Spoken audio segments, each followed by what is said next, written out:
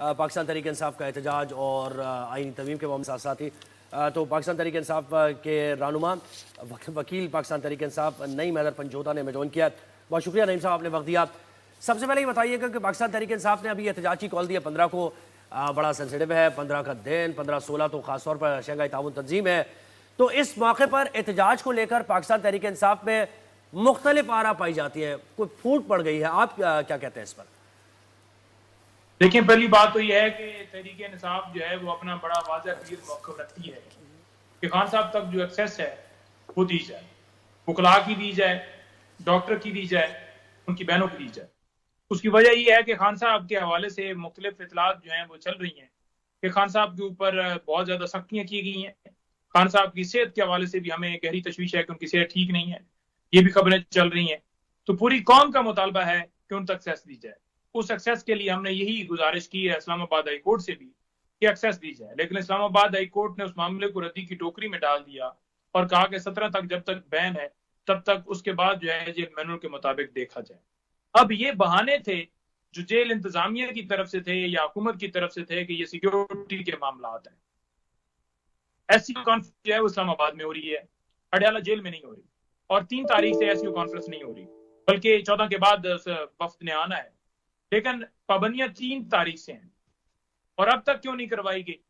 क्या वहां पर सारे कैदी निकल गए हैं? क्या जेल का सुपरिटेंडेंट निकल गया है? क्या वहां पर जितनी अमला था वो निकल गया? नहीं है। तो ये एक बहाना था।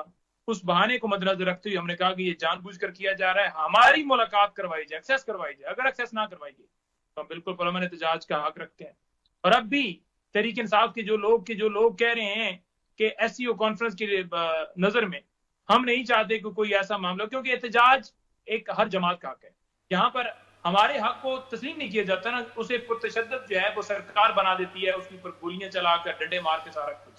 तो उस हद तक उन्होंने कहा कि हम भी नहीं चाहते कि उधर कोई इंप्रेशन जाए, लेकिन आप मुलाकात कर रहे हैं। मुलाकात क्यों नहीं करवाई जा रही? पाकिस्तान की सबसे बड़ी पार्टी के सरबराह, मुस्लिम उम्मा के लीडर, पाकिस्तान के साबिक वजीर आजम, जिससे 25 करोड़ आवाम का दिल धड़कता है, उससे आप मुलाकात नहीं करवा रहे। और वो लोग जो चंद लोग हैं जो नहीं चाहते कि मुलाकात हो, तो ये चंद लोगों से मुल्क नहीं चलेगा, बल्कि आइन और कानून की मंशा के मुताबिक। जी अच्छा, ये कहिएगा नईम साहब कि सियासी कमेटी का इजलास जो हुआ है उससे मुताल्लिक़ खबरें गर्दिश कर रही हैं कि अली अमीन गंडापुर, बैरिस्टर गौहर, असद कैसर, रऊफ हसन, ये सब एहतजाज के खिलाफ हैं क्योंकि सूरत हाल इस वक्त इस्लामाबाद में ऐसी है। लेकिन जो मुल्क से बाहर बैठी हुई क़यादत है वो एहतजाज के हक में दिखाई देती है, इस पर क्या कहेंगे आप? नहीं, ऐसी कोई बात नहीं है। इस एससीओ कॉन्फ्रेंस को देखते हुए राय जरूर होती है कि इस मामले के ऊपर जो है वो देखा जाए कि ये मामला जो है वो मजीद यहाँ पर सूरत हाल ना बिगड़े या कोई अच्छा नेगेटिव मैसेज ना जाए। लेकिन उससे बड़ा नेगेटिव मैसेज तो ये फॉर्म 47 वाले दे रहे हैं, जो एक मुलाकात के ऊपर पाबंदी लगा रहे हैं। लेकिन पूरी कौम का मुतालबा है कि मुलाकात, कोई ऐसा नहीं बंदा चाहता कि इमरान खान साहब के लिए एहतजाज ना किया जाए। आपने देखा कि अली अमीन आए, लीड भी किया, उनको जिस तरह केपी हाउस हमला भी किया गया, रेंजर ने भी और बाकी, तो ये सारी दुनिया ने देखा। तो उसके बावजूद वो पहुंचा, उससे पहले भी पहुंचा, संजानी पहुंचा, लाहौर पहुंचा। तो ऐसी नहीं है बात कि कोई एहतजाज जो है उससे भाग रहा है, बल्कि हमारा सिर्फ एक मुतालबा है कि मुलाकात एक्सेस होती। नईम साहब, ये बताइएगा कि ख्वाजा आसिफ कहते हैं कि 15 अक्टूबर की जो एहतजाजी कॉल पर अदालतें नोटिस लें वरना तारीख याद रखेगी, क्या कहेंगे इस बारे में? देखिए, 15 तारीख के ऊपर जो है ना वो नोटिस वैसे लेना चाहिए अदालतों को कि ये ख्वाजा आसिफ अपना हल्का हारा हुआ है और वहां पर उस्मान डार की जो वालदा हैं वो जीती हुई हैं, ये धांधली करके उधर आम चूकता रहा है और वो टिकटॉक पे वीडियो बनाना, इसके अलावा इस बुढ़े जो है उसका कोई और किरदार नहीं है। और मुसलसल गलाजत जो है वो बकता रहता है तहरीक इंसाफ के खिलाफ, पाकिस्तान की शहरियों के खिलाफ, और जमहूरियत को डीरेल करने में इसका बड़ा अहम किरदार रहा है, इसकी जमात का रहा है। आइन के ऊपर हमला इन्होंने किया, 90 दिन के अंदर इलेक्शन इन्होंने नहीं करवाए, इन्होंने लोगों की इज्जतें पामाल की, बच्चे जो है वो उनको गिरफ्तार किया गया, खवातीन को गिरफ्तार किया गया, बुजुर्गों को गिरफ्तार किया गया, बूढ़ी औरतों को गिरफ्तार किया गया, नौजवानों को गिरफ्तार किया गया, गिरफ्तार के साथ साथ बहुत सारे लोगों को अगवा किया गया। میرے بھائی انتظار حسین پنجو تھے ایڈوکیٹ جنہوں نے ایکسیس کے لیے درخواست دی تھی اسلام آباد ہائی کورٹ میں, اس کو اغوا کر لیا گیا ہے. اور آج آپ دیکھ لیں کہ آج چھٹا دن ہے اور چھٹے دن کے اوپر بھی ابھی تک اس کی بازیابی کے لیے جواب نہیں. عامر فاروق صاحب نے سماعت 17 کے بعد ملتوی کر دی, یعنی درمیان میں جو لوگ ہیں جو ملاقات تک ایکسیس چاہ رہے ہیں یا پیغام لے کر آتے ہیں یا موقف دیتے ہیں, ان کو دبا لیے جائے, روک لیجیے, چاہے ان کی بہنیں کسی طرح اسی پاداش کے اندر رکھی اور ان کا بھی کیس 17 کے بعد لے کر گئے. تو یہ ساری چیزیں کڑیاں جوڑتی ہیں. سماعتیں ملتوی کرنا, انتظار کے مقدمے کی سماعت بھی 19 کے بعد 17 کے بعد لے جانا, ان کی بہنوں کے مقدمات کی سماعت 17 کے بعد لے جانا, تو یہ واضح موقف رکھتا ہے کہ یہ سارا کیا اس لیے جا رہا ہے کیونکہ آپ کو اس چیز کو برداشت نہیں کر رہے کہ کوئی آپ کے ڈاکے, آپ کی چوری کے اوپر یا ملک کے اندر رول آف لا کی بات کرے. اچھا, ایک اور چیز, یہ جو آئینی مسودہ آیا ہے, اس ڈرافٹ کی کچھ شقیں سامنے آئی ہیں, تو آپ کیا یہ بتا سکتے ہیں کہ اگر آپ کے سامنے یہ آیا ہے ڈرافٹ حکومتی, تو کن شقوں سے آپ کو اختلاف ہے ابھی؟ یہ ہے کہ تحریک انصاف اس اللیجیٹیمیٹ جو گورنمنٹ بنی ہوئی ہے ان کی طرف سے بنایا گیا مسودہ اس کو بالکل قبول نہیں کرتی.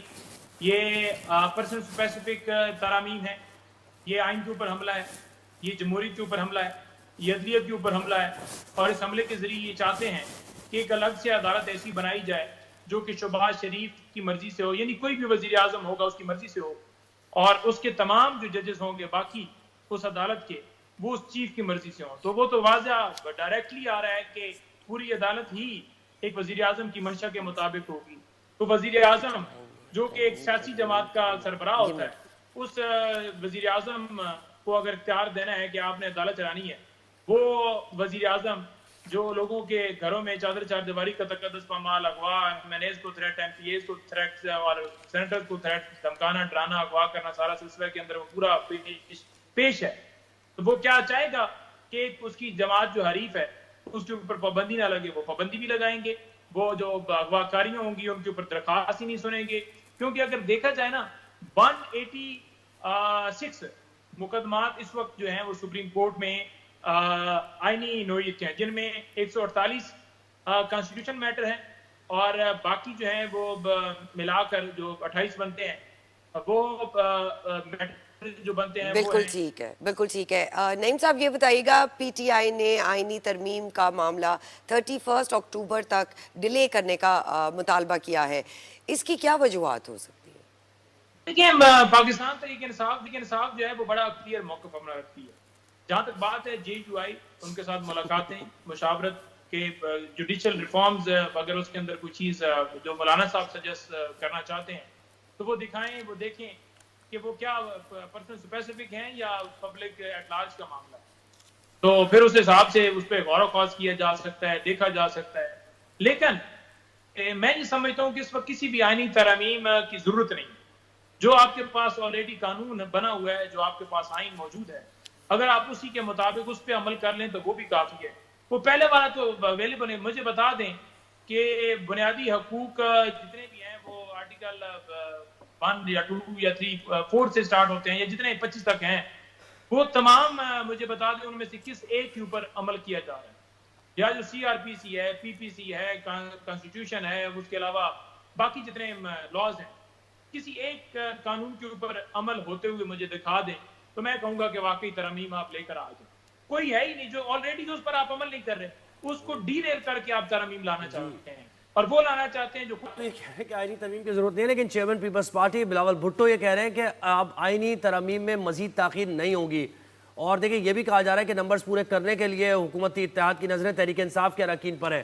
تو اس سے متعلق حکمت عملی کیا ہے آپ کی, کیونکہ آپ کے لیڈرز یہ کہہ رہے ہیں کہ 2-3 لوگ آپ کے مسنگ بھی ہیں, فرمائیے ذرا اس سے متعلق.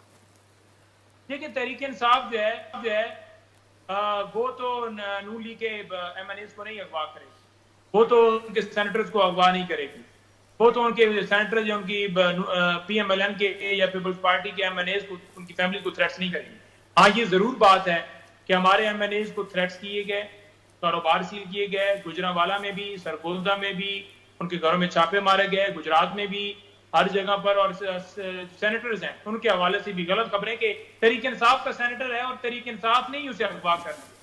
یہ نہیں یار ووٹ آپ کے پاس ہے ہی نہیں, آپ کہتے ہیں ہمارے نمبر پورے ہیں, پھر آپ کیوں یہ بکواس کرتے ہیں کہ وہ فلانا اغوا ہو گیا, پھر آپ ووٹ آپ کے پورے ہیں. دکھائیں, پہلے آپ نے ڈاکہ ڈالا 17 سیٹوں والوں کو, جس طرح 125 27 جتنی بھی سیٹیں دی گئیں اس پر لے کر گئے, پھر ڈاکہ ڈالنے کے بعد ریکاؤنٹنگ کے اندر ہماری سیٹیں ہرا کر دے دی گئی. پھر کیا کیا گیا کہ جو مخصوص نشستیں اس کے لیے بھی آپ کٹورا لے کر گئے کہ وہ مخصوص نشستیں بھی آپ کو مل جائیں. پھر آپ نے کیا کیا کہ یہ سارا عمل پورا نہیں ہو رہا تو اب اغوا کر لو, اب چھاپے مار لو, گرفتاریاں کر لو. تو کیا ایسے ترامیم آتی ہیں, کیا ایسے مسودے پیش کیے جاتے ہیں؟ یعنی آپ کے اندر کوئی اخلاقی جرت نہیں ہے کہ آپ فیس کر سکیں کہ آپ بے غیرت ہیں اور ہارے ہوئے ہیں؟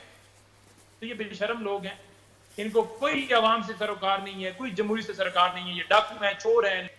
اچھا نعیم صاحب یہ بتائیے گا, اگر حکومت 15 اکتوبر سے پہلے بانی پی ٹی آئی سے ملاقات نہیں کرواتی تو کیا احتجاج ہوگا یا وہ بھی ملتوی ہوا جا سکتا ہے؟ احتجاج ہر صورت ہوگا اگر ملاقات نہیں کروائی جاتی.